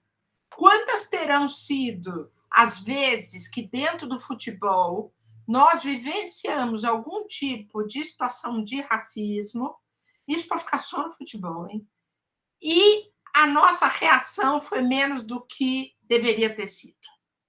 Então, é muito fácil agora a gente jogar pedra na Espanha, na Liga e tal, e reunir todo mundo, e usar o Ministério da Igualdade Racial, Ministério dos Direitos Humanos, Itamaraty. Nossa, que lindo! Mas até quando vai durar esse discurso? Eu achei super legal, achei super inovador, e ontem mesmo estava falando com o meu colega, que é chefe da área de multilateral, ele já estava dizendo como é que eles estão refletindo isso num discurso que o nosso ministro vai fazer num evento de afrodescendentes, tá? O Brasil querendo capitanear, querendo realmente assumir um protagonismo que eu acho que teria condições de assumir numa luta contra o racismo no esporte, no plano mundial. 10. Acho que a gente tem a obrigação, condições de fazer isso. Agora, quanto a gente não tem um super telhado de vidro, é o que a gente vai ver. Então, se o debate externo, se a nossa postura internacional nos obrigar a fazer internamente uma adequação da prática ao discurso, vai ser melhor ainda.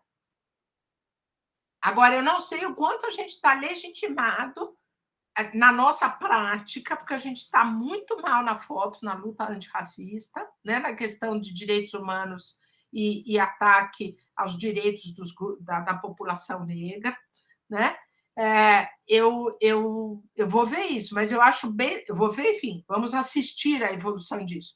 Mas eu acho novidadeiro, né, esse discurso, porque, veja, desde Durban, desde a Conferência sobre Racismo, o Brasil incorpora o discurso todo, o Brasil faz, o governo Lula fez 1 e 2, fez inclusões, mas a gente vê menos de 10% das escolas brasileiras incorporam os cursos sobre história da África, relações Brasil-África. Então, a gente tem é muito legal a gente ter esse protagonismo externo, e que bom que a gente tem, sobretudo quando ele impactar a gente internamente. E aí, né, eu acho que foi a segunda parte ali da pergunta, como é que é a nossa relação com a África? A África a África é esperta. Os africanos estão atentos ao que está acontecendo no Brasil. E a questão racial na África, ela só existe quando a África se externaliza, porque dentro da África a questão racial não é a questão. Há problemas de natureza econômica, pode usar o termo étnico, que eu teria que fazer umas ressalvas aí, como é que ele tem que ser usado, mas, enfim, Há diferenças entre grupos, tudo bem. Mas a questão racial, tal como a gente a conhece, ela existe na África do Sul e na África do Sul. Nenhum lugar mais. Então, a gente não pode colocar a África como nosso parceiro numa luta interna. A gente pode ter a África como parceiro porque são os jogadores africanos negros que também estão sendo vítimas de racismo quando jogam futebol ou quando jogam, se você juntar com todo o movimento diaspórico nos Estados Unidos, né? Esse grupo todo forma uma força, mas a gente tem que aprender que a gente vai usar a parceria com a África para a nossa externalização de um problema que não é o mesmo na África e no Brasil. Então, o Brasil tem que saber que a gente tem um pé de barro que a gente quebra muito mais fácil do que os africanos, né? Ninguém vai ficar para os africanos e falar assim, mas vocês internamente também têm um problema racial que vocês não resolvem. Agora, se chegar no Brasil, moleza, né? A gente não segura 5 minutos do argumento. Respondi ou ficou uma parte faltando? Respondeu. Veja só. Um diplomata, né? Eu sou uma diplomata. Eu podia estar conversando com vocês aqui, trazendo para vocês aquele discurso institucional, trazendo para vocês o discurso oficial. Por isso que eu perguntei, quando vocês estavam gravando, se era para usar contra mim ou a meu favor, né? Vocês podem pegar tudo isso e falar assim, olha, ela está jogando lama. Não estou jogando lama. É porque vocês são da área. Vocês são dentro da casa. Se vocês não tiverem capacidade de fazer reflexões maduras, entendendo como é estar dentro do sistema, vocês não serão bons analistas. E, no mínimo, o que a gente espera é que vocês, sendo da área de RI, sejam bons analistas do sistema, né? Então, para ser bons analistas, vocês têm que compartilhar da visão de quem está lá dentro. Não ficar só olhando de fora sem saber o que é dentro. Então, veja, dentro, o que a gente vive é essa situação sui generis de ter um discurso para fora que a gente dentro, como poder branco, como país marcado por traços racistas fortíssimos, isso fragiliza a nossa posição externa. A gente tem que ter isso em mente. Boa tarde, Irene. Eu também gostaria de agradecer a sua presença aqui. Acredito que é uma honra para todos e todas nós tê-la aqui conosco.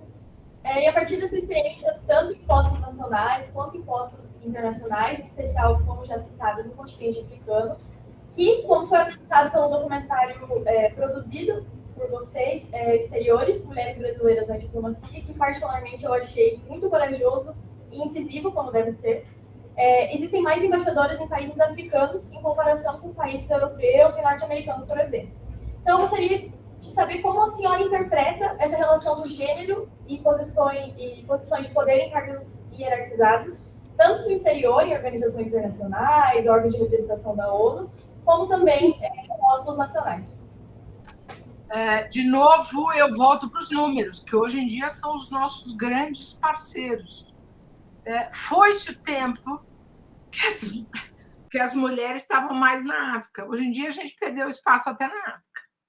Se a gente olhar o espaço africano, como há uma concorrência muito grande, nós temos um problema na carreira muito sério, que é o fato da gente, a lei a emenda da Bengala, né, que levou o serviço público até os 75 anos, faz com que os diplomatas não vão embora. A gente não se aposenta. E na medida que você não aposenta, você não abre espaço para as turmas mais novas. Então, nós temos hoje, nesse grupo que agora o presidente Lula mandou, coitado do Lula, ele não tem culpa nenhuma disso, no grupo que o chanceler nomeou de homens para posições, vocês vão ver que é um poder muito velho, há muito velho, ocupando posições muito importantes. Então, nós temos, quando eu digo velho, eu estou chegando lá também, mas ainda não cheguei nesse nível de velhice. Eu ainda, né? Gente, eu vou fazer o quê? Todo mundo, nas carreiras no mundo inteiro, aos 65 anos, bye-bye, até logo. Na nossa vai aos 75. Você tem 10 anos de ocupação, os indianos saem aos 60, né? A gente tem aí, se vamos ficar nos 65, que era como havia antes, a gente tem 10 anos de sobrevida para uma gerontocracia masculina. Não há mulheres nessa gerontocracia. E é um poder que não se renova, inclusive do ponto de vista de reflexão sobre o mundo. Então, o que a gente tem? Homens ocupando. Então, a gente vai ter Londres para um ex-chanceler, Londres para um ex-chanceler, tem mais um ex-chanceler que agora eu não lembro onde ele está indo. Aí a gente tem ONU, a gente tem muitos países de primeira linha que estão com embaixadores com muito mais de 65 anos. Vaticano, gente com muito mais que 65 anos, próximo dos 70. Isso significa que aqueles jovens de 60 têm que ir para algum lugar. E eles vão para onde? Para a África, que foi o que sobrou. E as mulheres vão para onde? Ficam no Itamaraty. Um número que a gente está levantando agora é como é que as mulheres ficam mais tempo em Brasília do que os homens. Ou seja, nós somos penalizadas financeiramente, porque ir para o exterior é compor poupança para a sua vecchiaia, né? Como dizem os italianos. Você vai compor sua poupança. E é um direito que você tem, só que esse direito não está garantido às mulheres. O número de anos que os homens ficam no exterior, na chefia de missão diplomática, é significativamente maior do que o número de anos que as mulheres ficam em chefia de missão diplomática. Então, a gente vê que a gente apanha por todos os lados. E aí o que a gente tem que usar os números para mostrar isso. E a gente só tem um certo equilíbrio, assim, tem uma melhoriazinha, não é o equilíbrio, uma melhoriazinha dos nossos indicadores de tempo no exterior, porque nós somos muito poucas, né? E uma delas, duas ficaram muito tempo no exterior. Na verdade, são três, desculpe. As três que o Celso Amorim levou para dentro da carreira. Uma, a Lelé Maria Nazaré, que ficou muito casada com o Roberto Azevedo, que estava na OMC. Ela fez 3 ou 4 postos, porque era próxima ao poder. A própria Maria Laura, que agora está como secretária-geral, e uma outra que foi assessora da Maria Nazaré. Então, são 3 mulheres que conseguem alterar o padrão. 3 alteram o padrão, porque ficaram todas mais de 12 anos no exterior. Quando isso não acontece, a gente, quando fica 8 como embaixadora, é raríssimo. E homem ficar 8 é bobagem. Ficam 12, ficam 15. Tranquilos. Meninas, não desesperem. Eu olho a cara de vocês e falo assim, não quero mais ser diplomata. Não desesperem, isso vai mudar. Boa tarde, Irene. Novamente agradecemos a honrosa presença. Agora, falando do projeto MONUEM, que é o modelo de simulação das Nações Unidas para o ensino médio, em dezembro de 2021, na cidade de São Paulo, foi realizada a simulação de uma sessão da ONU, com 30 estudantes da Escola Municipal para Surdos, Helen Keller. Naquela oportunidade, os alunos debateram em Libras, né, sobre os objetivos de desenvolvimento sustentável da ONU, mais precisamente o 8º, que versa sobre o trabalho decente e crescimento econômico. A pergunta seria, quais serão os projetos pautados na inclusão e na acessibilidade? E além disso, aproveitamos o ensejo também para convidá-la para o 13º Fórum de Discussão Estudantil, FDE, a ser realizado no próximo mês, nos dias 13 e 14 de junho, com o tema Prevenção de Futuras Pandemias, Desafios para a Universalização da Pandemia. Está sendo planejado, pautado na cooperação, na empatia e na solução de conflitos. Bom, obrigada pelo convite. Enfim, vamos ver o que vocês têm previsto. Veja, o Monuem é um projeto, na sua essência, de inclusão, porque ele visa trazer para o debate sobre temas internacionais alunos da escola pública. E os alunos da escola pública estão bastante ausentes desse debate. Então, na essência, ele é um projeto de inclusão. E a gente vai... O Escritório Itamaraty em São Paulo foi o criador, o promotor desse projeto, e a gente continua realizando o projeto. A gente está continuando, buscando identificar mecanismos e formas de dar mais robustez, até que, eventualmente, um dia ele venha se tornar uma política pública. E a gente... o que eu entendo é que ele vai se converter em política pública quando o Estado assumir a contratação de profissionais da área de RI para fazerem os modelos de simulação das escolas públicas. Porque nós temos 5.000 escolas públicas no estado de São Paulo, por exemplo.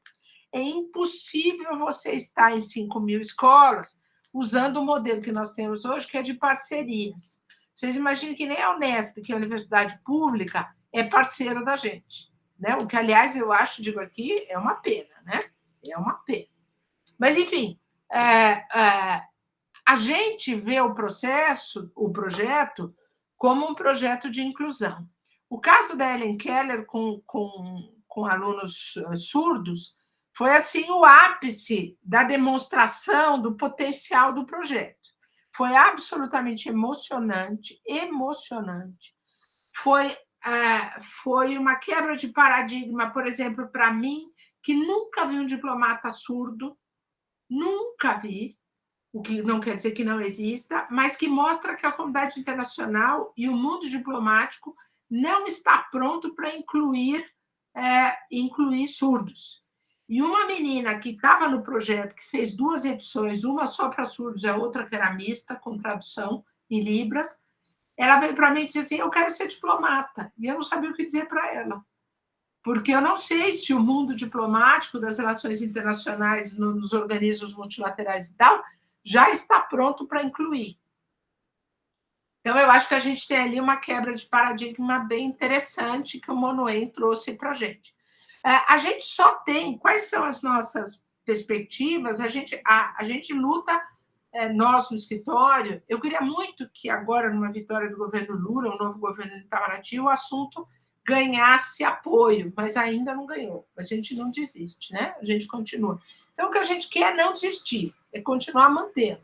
Agora, a gente está fazendo um esforço para levar para o EAD, para permitir que alunos no estado de São Paulo inteiro possam assistir às aulas em modelo EAD, e aí nós vamos criar comunidades para que eles... algum tipo de apoio de professor, de voluntários alunos de RI, enfim, para fazer encontros mensais, para que eles possam fazer mini simulações e para que, no final, possam fazer uma grande simulação. Mas isso tudo a gente faz com esforço nosso, porque a Secretaria de Educação olha para a gente e fala, vocês são muito pouquinhos. A gente hoje está em 10 escolas. A Secretaria de Educação não consegue olhar para 10 escolas. Então, a gente tem que lutar, porque... E aí eu digo, qual é o principal ator, qual é o principal ator mesmo do sistema político internacional, do sistema político brasileiro, que tem interesse em que a questão internacional ganhe o plano comum, né? Ganhe voz corrente entre eleitores. Quem tem mais interesse nisso é o Itamaraty. O Itamaraty trabalha olhando para fora, mas o Itamaraty precisa trabalhar olhando para dentro e perceber que quanto mais a população consumir um debate em torno das questões internacionais, mais o próprio Itamaraty vai ser reconhecido pelo seu trabalho. Hoje, o Itamaraty, vejam só, o mundo, a narrativa é circular. Eu comecei falando de quando nós estamos insularizados. Na medida em que a gente está insularizado, ninguém olha para a gente, ninguém respeito ao nosso trabalho, e, no caso, as mulheres sofrem. Mas o conjunto de Itamaraty sofre. Sair desse processo de insularização, por assim dizer, é trazer o debate sobre a questão internacional para o público. Como é que a gente traz, colocando na escola pública, por onde passa 80%, 85% dos alunos de ensino médio do Brasil. Então, veja que eu acho que... Mas o Itamaraty, as chefias do Itamaraty, ainda não foram capazes de perceber isso. E é essa a tentativa que a gente está fazendo. Então, por um lado, a gente quer sensibilizar o pessoal da educação para ir fazendo movimento junto conosco, e, por outro lado, a gente quer tentar trazer o Itamaraty para dentro dessa agenda, entendendo que quem é o maior beneficiário desse projeto, é claro que os alunos serão beneficiários na medida em que aprenderem, mas, enfim, do ponto de vista estrutural e estratégico, o maior ganhador nesse projeto é o próprio Itamaraty, que coloca a sua agenda no primeiro plano do debate cívico, do debate político interno, enfim. A gente quer trazer a política... Imagino que todos vocês coincidam o entendimento que a gente precisa trazer o debate sobre temas internacionais para a agenda do nosso dia a dia.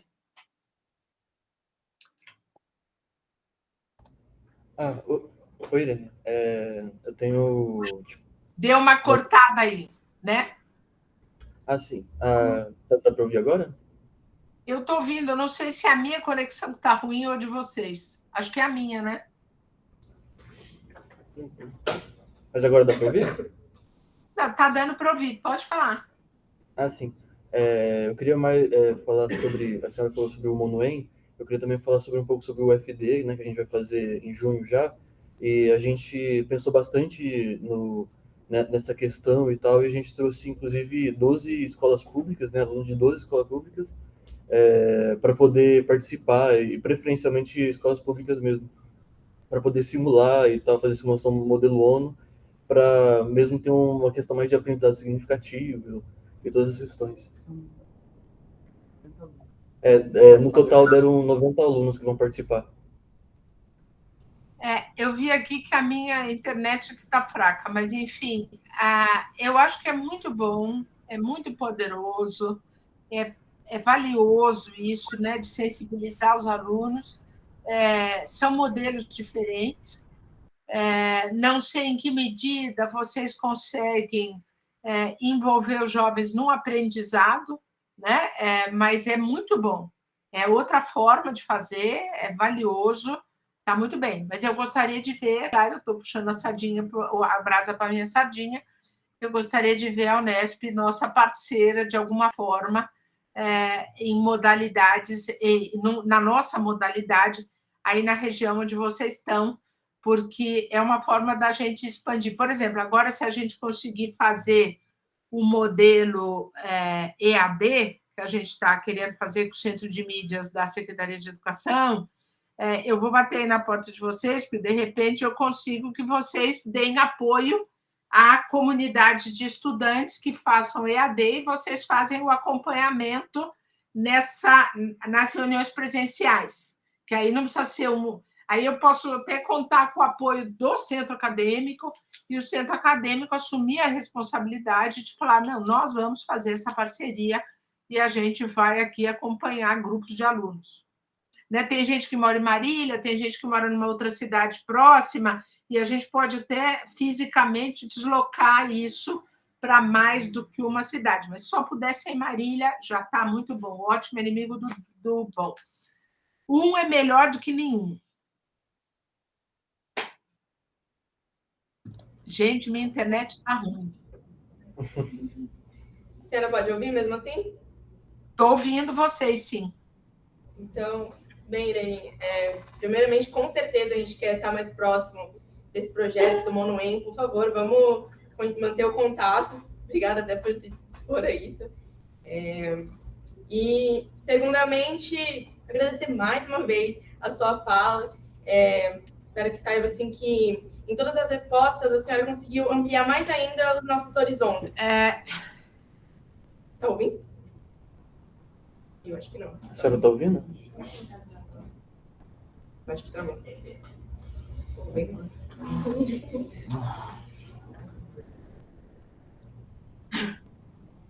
Oi, eu vou entrar pelo meu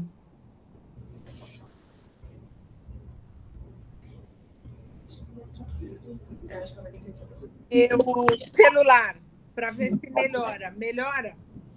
Sim, Melhorou. sim, melhorou. Ah, tá, pronto. É porque o meu aqui, a minha rede fixa está com algum tilt. Então, vamos aqui de rede móvel. Diga lá, você estava falando. Eu te interrompi.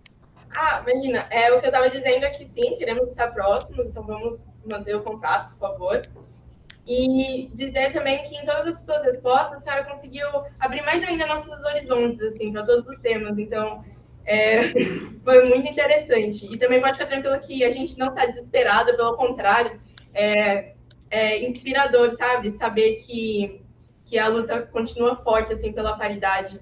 Então, e saber também que a gente tem muito o que fazer. Então, sabe que a gente está junto com a faca na bota e tal. Obrigada mesmo. E depois disso, a gente gostaria de abrir para as perguntas para o pessoal que está aqui. Vamos ver se os meninos têm alguma coisa para falar também. Tudo bem? A gente tem mais 10 minutos, porque eu tenho uma outra reunião às 4 da tarde. Tá? Então, a gente está aí, se eu sair às 13h55, tá bom. Tá bem. Eu posso começar? Eu tenho uma pergunta que tem a ver com a política internacional. Pode ficar de pé para eu ver quem é, ou ficar mais na frente da câmera, que eu estou ouvindo uma voz masculina, mas não consigo ver o rosto. Vem mais para cá. Não dá para ver? É o próprio Virgílio. Eu tenho uma pergunta que é sobre acontecimentos recentes, de certa forma. A primeira-ministra da Finlândia, acho que todo mundo ouviu falar que ela participou, ela foi em festa, com uma coisa normal, e depois ela acabou, perdendo, inclusive, a presidência do partido dela, por causa disso. Enquanto o Boris Johnson, no auge da pandemia, ele ficava fazendo festinha atrás de festinha, e não acontecia exatamente nada com ele, aí depois que ele foi cair por causa de contrato de cavalheiros. Mas eu queria saber, que a senhora falou muito do papel masculino nisso, em que a gente pode fazer com que o machismo ele acaba saindo dessas instituições, em que uma coisa como o Boris Johnson fez seja repudiada e o que da primeira-ministra da Finlândia seja considerada uma coisa normal, porque afinal de contas, o que pode ser feito assim na parte mais institucional e tal, e que se vai ser primeiro institucional ou vai ser mais da parte social, da ordem social, que essas mudanças vão vir? Olha, eu acho que em primeiro lugar, eu acho que é atitudinal, né? Eu acho que cada homem tem a responsabilidade de ser antimachista. Sabe aquela historinha, aquela foto clássica, né? Espero que você esteja educando seu filho para ser antirracista, porque eu estou educando o meu para resistência, e é um menino negro, né, com pai negro. Então, o que a gente espera, a gente está se treinando para continuar a resistência. O que a gente espera é que os homens estejam aprendendo a ser antimachistas. É idêntica a posição. E é a partir da atitude de cada homem que a gente vai construir um ambiente menos machista e de integração das mulheres. Porque é uma ilusão a gente achar que o ambiente masculino, predominante de poder masculino, é apenas estrutural. Não, ele não é estrutural. Ele é formado por homens individualmente. Tá? Cada homem que for contra esse padrão vai ser excluído. Mas ele tem que ser excluído. Ele não pode ficar participando. Ele tem que assumir o mesmo ônus que nós mulheres temos de entrar na dissidência. Homens que queiram participar do nosso esforço ou que entendam haver uma necessidade uma necessidade civilizacional nessa mudança desse padrão, esse homem tem que adotar uma postura dissidente. Ele não consegue fazer parte do sistema. Então, o que os homens podem fazer é serem dissidentes. Enquanto você estiver dentro do clube, você vai ser cooptado. Então, a cooptação ela é muito forte para mulheres e ela é extremamente forte para os homens. Quando você observar, você homem não cooptado, mas, enfim, de alguma forma reflexivo, você homem vai olhar para o quadro e vai falar assim, já estou preso pelo sistema, já não consigo fazer a mudança. Quando a gente olha o atual chanceler que a gente tem, talvez no passado ele tenha feito na ONU, foi representante do Brasil na ONU, talvez ele tenha feito com total honestidade discursos a favor do feminismo, de mulheres. Quando chegou a vez dele de aplicar isso, de dizer, eu sou a pessoa que vou fazer a diferença, ele sucumbiu à estrutura e passa a ser ele próprio o algoz das mulheres. Então, eu acho que os homens têm que refletir sobre a necessidade de ocupar o espaço da dissidência de forma absoluta e inequívoca.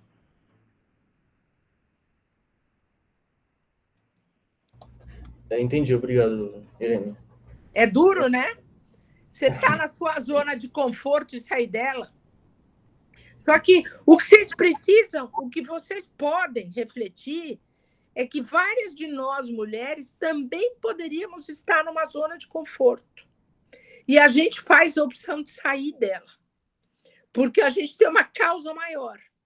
Então, é a causa maior, que é uma causa civilizacional, que é aquela que vocês têm que adotar, né? E a gente, quer dizer, a questão do feminino, do poder feminino, do compartilhamento do poder, essa é apenas uma causa de todos nós, não é uma causa da mulher.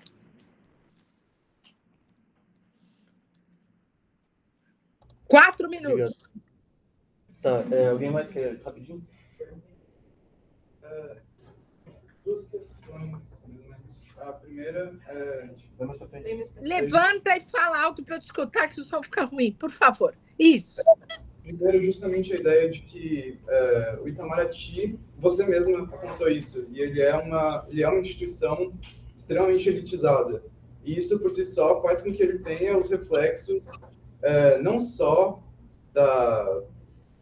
Enfim, ele tem que ter os reflexos da sociedade, mas ele não consegue fazer isso plenamente, justamente pela desigualdade que existe na sociedade brasileira. Então, ele acaba refletindo justamente essas desigualdades. E aí, eu queria perguntar se justamente acaba, enquanto essas questões maiores da sociedade não forem resolvidas, não vai tender a um tokenismo, como a senhora usou, quase que natural, porque justamente essas questões não tão bem resolvidas na sociedade acabam sendo resolvidas por medidas paliativas. E a segunda questão é que, na verdade, é mais uma reflexão, assim, que me preocupa um pouco a ideia de que a violência e a belicosidade masculina seria uma coisa inerente, natural, ao invés de uma coisa mais de socialização, porque isso faria com que o homem seja, enfim, em certa medida naturaliza esse comportamento masculino, e em outra faz com que não dê perspectiva de mudança e cria um certo antagonismo, assim, que complica a questão de solidariedade e justamente juntar as lutas de forma mais... Eu acho que, vou começar pelo fim, o seu comentário ele é muito interessante para a nossa reflexão, porque quando eu disse que o nosso movimento das mulheres ele quer ser bem transversalizado, ele quer incorporar as várias manifestações do diverso. Então, a gente quer trazer mulheres negras, a gente se compromete com o debate sobre a questão indígena, a gente se compromete com a assunção do tema da comunidade LGBTQIA+. A gente discute a questão de renda, né? De onde vêm as nossas diplomatas, se a gente consegue trazer mais mulheres de classes que são, portanto, não das classes influentes, né? Então, quando a gente trata dessa questão toda na MDB, quando a gente quer fazer essa reflexão transversal, a gente está admitindo que existe para o homem um espaço de desconforto nessa posição estigmatizada do que é o homem. Então, a gente acolhe os nossos colegas que não estão confortáveis nessa posição e dizem, não, a gente não pensa assim. A gente não é esse homem que tem faca na bota. A gente também é um outro homem. Então, veja que até a discussão da masculinidade, que é um debate que acontece na área de relações internacionais, o quanto o masculino contamina o que a noção de masculino contamina o que talvez não necessariamente seja. Ou seja, a noção do masculino ela não foi socialmente construída. Então, a gente quer trazer esse debate. Então, eu entendo a sua posição, entendo o seu desconforto, e é um desconforto que a gente quer reconhecer e dele se apropriar para fortalecer o nosso desconforto coletivo. No fundo, a gente está num ambiente que está produzindo conforto para muito pouca gente e está produzindo desconforto para a grande maioria. E aí, quando a gente leva isso para o debate sobre as elites do Itamaraty, eu acho que aí eu tenho uma posição muito favorável ao Itamaraty. Eu acho que quando a gente começou a fazer a inclusão com o pessoal que ganhava as bolsas, né, assegurava, ganhar é uma palavra ruim, mas acessava bolsas para estudar o grupo negro, e depois, agora, os concursos com reserva de vagas para negros, a gente está definitivamente rompendo o conceito, o contexto e o conceito de elite. Hoje, e eu falo isso sem nenhuma vergonha, eu falo isso porque é a constatação. Hoje, quando eu chego no Itamaraty, vou ao clássico café que a gente tem lá no bolo de noiva, e eu vejo colegas sentados que eu não sei se eles são diplomatas, são colegas negros, enfim, negros, pardos ou pretos, e que eu não sei se ele é diplomata ou se ele é uma classe de oficial de chancelaria, se ele é uma outra categoria, eu estou vendo como o Itamaraty mudou. Porque há 10 anos atrás eu saberia perfeitamente quem era aquela pessoa. Ele não era um diplomata. E hoje o café está cheio de gente que faz a gente olhar e falar assim, será um diplomata? Isso é uma vitória que a gente conseguiu. A gente conseguiu desracializar, ou melhor, a gente conseguiu racializar o café. A gente conseguiu dar cor ao café e saber que a gente rompeu padrões de raça.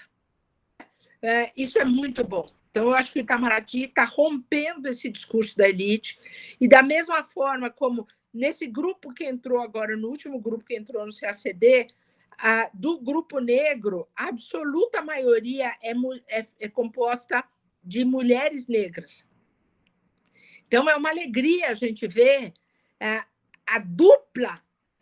o duplo desmonte do padrão, porque é mulher e é negra. E ela chega com um compromisso que, de novo, é duplo, né?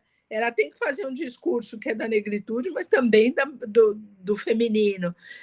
Mas é bem bom isso. Então, eu acho que a gente está... eu costumo dizer, e aí eu termino, eu costumo dizer que o Itamaraty está melhor para negros do que está melhor para mulheres. O que é absolutamente injusto, porque as mulheres têm uma posição muito confortável que os negros nunca tiveram. Então, as mulheres que ascenderam ao poder estão super bem na foto, entre as quais eu me incluo. E os negros são muito menos os que estão bem na foto. A gente até tem alguns colegas homens embaixadores, né? E mulheres. A atual secretária-geral tem dificuldade em reconhecer que ela também é uma mulher negra, mas o fato é que ela é hoje secretária-geral. Então, veja, menos elite, o que é bom, mais compromisso da instituição com a ampliação da diversidade racial e econômica. Então, mais condições para entrarem pessoas de grupos mais vulneráveis economicamente. E isso acontece só acontece com relação à raça e grupo econômico, né? Raça e classe. Isso não acontece com relação a mulheres. Mas a gente vai continuar lutando. Gente, chega, né? Como é que vocês aguentam? Eu quero ouvir alguém lá de trás dizer, olha, a gente não dormiu porque você fala alto. Mas, né, eu vejo essas carinhas lá atrás, tipo, ai, que saco, gente. Obrigada aí pela escuta, tá? E eu vou para o meu outro compromisso agora e vou depois dar notícias para vocês sobre o Monuem. Se a gente for para frente mesmo nesse projeto EAD, eu vou buscar alguns de vocês para assumirem aí a coordenação de alguma comunidade geográfica de alunos que fiquem nas imediações aí do campus de vocês. Tá bom? Muito obrigada, Irene. Tchau, tchau. Beijo.